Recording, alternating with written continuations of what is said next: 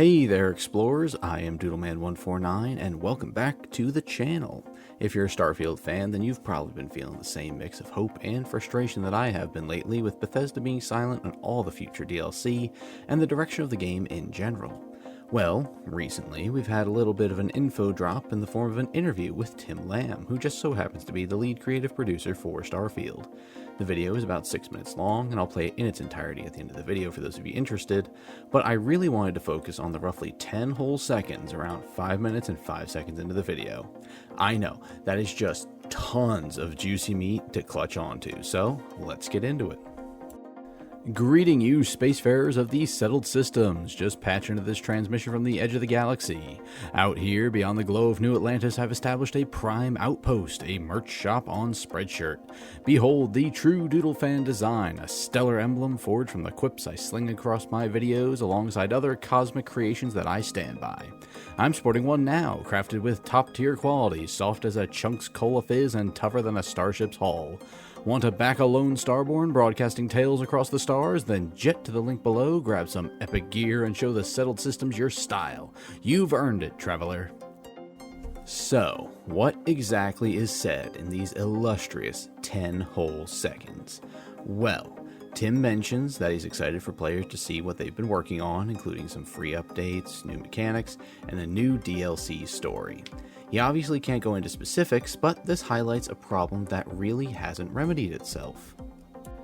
Firstly, let's just get the good out of the way. Rightfully so, I am happy that Bethesda has, in this interview, through the words of someone who is actually working on the game and not just the musings of Todd Almighty, confirmed that there will be a second DLC for Starfield. Like, praise the Emperor, we finally have something concrete here. But that is where my praises end. Now, don't get me wrong, I understand that this video is not meant to highlight what players will be getting from a 2-year-old game with a single DLC and microtransactions out to wazoo. It was meant to showcase the history of the creative lead of the second best universe in Bethesda's repertoire. And I mean, it does a great job of that. 99.7% of the video is exactly that. However, that little, small, infinitesimal teaser of things to come really just goes on to highlight that Bethesda has not really learned anything over the years here. We sat 4 months without a single, solitary word of what would be coming to Starfield, and now that we have something, it's literally 2 sentences about it. You know how that could have been done better? In a damn tweet, or some other post. Would it really have been that hard to put something out there to assuage the worries about the game being abandoned? I mean, I guess so, because this is the route they chose to take to inform us of literally anything. Now, I use the word inform extremely loosely here, because what do we actually get from those 2 sentences? 1, they're working on stuff. 2, there's free updates, which, if we had to pay for a game update, that would just be a new low. 3, there's new mechanics, and 4, there's a new DLC. There's no date, there's no time frame, there's no focus. It's all just the most vague platitudes, and I am worried that that is exactly what they are. They're trying to calm down their base, who is clamoring for any word on the future of this game, that they decide to give us a couple dozen words to keep us happy. Again, I understand this was not the focus of the video and Tim cannot leak things, but something besides "we've been working" would go an awfully long way. Now, on a practical, more tactile level, let's take a look at the DLC that they've cooked up for us in the past with Starfield and see what kind of quality we can expect from this new story DLC. First one we had, which may be stretching and calling a DLC, was the Starjacker. It was a decent enough time, introduced a kinda fun villain who gets away at the end, as well as fleshing out the Trackers Alliance some more. It was free, it was fun, and it came with some neat gear. Next, we had the Vulture, and it is without hyperbole that I think this is one of the worst DLCs I have ever played. First off, it was $7, which is more than most paid quality mods out there. Next, it took maybe 20 minutes to complete. Third, it had a villain with such an interesting potential to be a multi-arc antagonist, and then they just throw him away.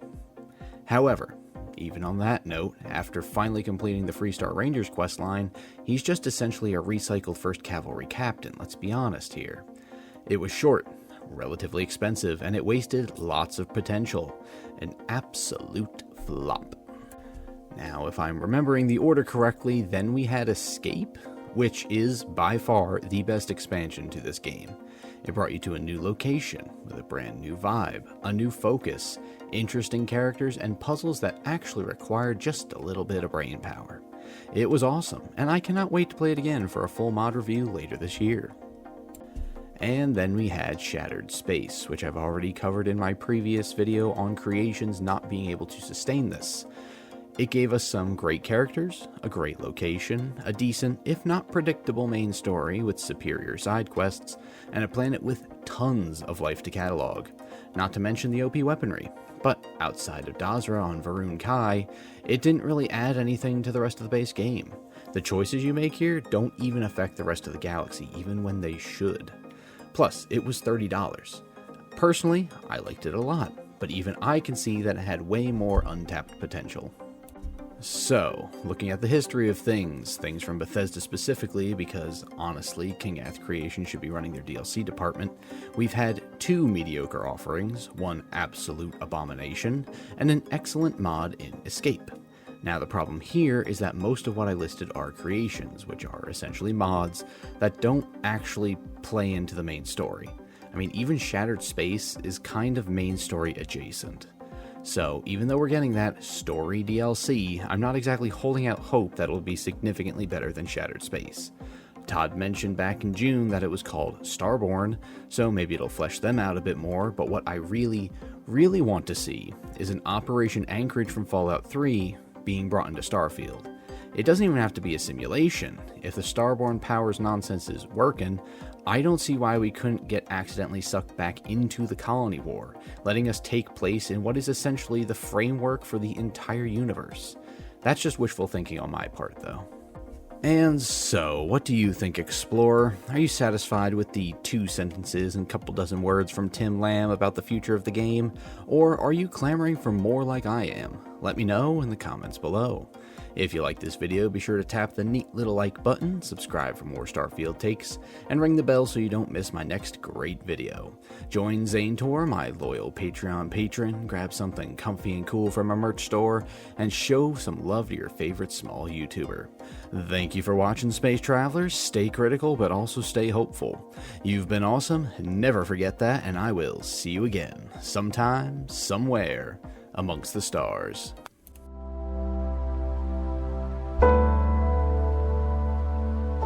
My name's Timothy Lamb. I'm the lead creative producer for Starfield. I got my start at a third-party testing house in Hunt Valley, Maryland. Probably the first title I remember being credited on was Spyro Enter the Dragonfly. One of the guys that worked there said, "Hey, have you tried this game, Morrowind?" He's like, "You should pick it up. We did a little bit of work on it here. I'll give anything a shot." I was like sort of desperate for the fun to come back into gaming. I think I told Todd this story once where it was, you know, I'm going through and I get off the boat and I get out of the first town and I'm just walking down the road and there's somebody standing there asking for my help. And I murdered them and took all their clothes and was like, "This is the greatest game ever!" One of the folks I worked with said, "Hey, do you want to apply to be the lead tester for Oblivion?" And I was like, "Where do I sign up? Let me get you my resume as soon as I can." And then, like, from then on, I was hooked. I think of Oblivion in hindsight as charming, mainly because of the exposure of the remaster. It's like the trip down memory lane, and I remember so much about it that I thought I forgot. Being in the behind the scenes for the making of Oblivion and getting to sit on the couch, while odd at the time, but it was like that first time where it was like I was sort of on the inside, and that was exciting. And then, like, as a QA lead, the sort of project lead production role opened up. And then we get into Fallout 3, which was the first game we had guns in. That was like this shift. I was working on Oblivion, and Emil had sent around an email asking for ideas for sort of scrap types of weapons and ideas for weapons to be added to Fallout 3. So I pitched this idea of a gun that shot railroad spikes, which ended up being brought to life by the team as the railway rifle. So that was my first, they saw my idea and they liked it, right? It was a very exciting time in games. And then we go into Skyrim, which is like, oh, it's all the great stuff in Oblivion, but better. We're just making it all better.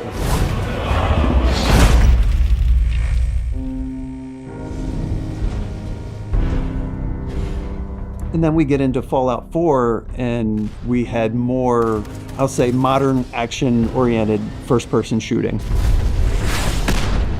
And I worked really close with the team of folks to get that portion of the game working. So that was super exciting. It was kind of a case where Todd was like, no, you're the right person for this. You guys go, and he just let us go off and do our thing. And we came back a couple months later, and we're like, ta-da, guns. And we got to show it to the team, and the team was really excited about it. And it's like one of those moments that's sort of like, oh, we're doing it. We can do it. It's going to be awesome. And it's sort of like the team gets excited about it and gets behind the project. Got to work on Dogmeat a lot with that team. Like, I mean, come on. You know what I mean? It's like so much fun. Let's go, boy. 76, first multiplayer. There was a summer during 76, and it was like just this summer of adventure, going through the missile silo over and over again, launching nukes. I still look back and I was like, it was hard work, but that summer was just like, it was like a blast. I didn't mind being up late because like we were just like a couple of guys playing games together. It was a blast. But Starfield is sort of the culmination. It does so many of the things that those other games do, but like 4 times as much in a way. Like everything is what we did before, plus more fidelity, more complexity. To me, Starfield was like making 4 games. You have I'm running around shooting aliens and space guys. You have I'm flying around in a spaceship, shooting other spaceships. You have the ship builder game. You have the outpost game. Starfield to me was like making 4 games at once. I think as it comes to Starfield, I'm really excited for players to see what the team's been working on. We have some cool stuff coming, including free updates and features that players have been asking for, as well as a new DLC story. I can't go into all the details just yet, but I will say part of the team has been focused on space gameplay to make the travels there more rewarding. We're also adding some new game systems and a few other smaller delights. There's also some really interesting stuff coming down the pipe from our verified creators. There's some fun stuff. I just want to say thanks. We really appreciate the support and the enthusiasm. We can't wait to get it into the hands of our players.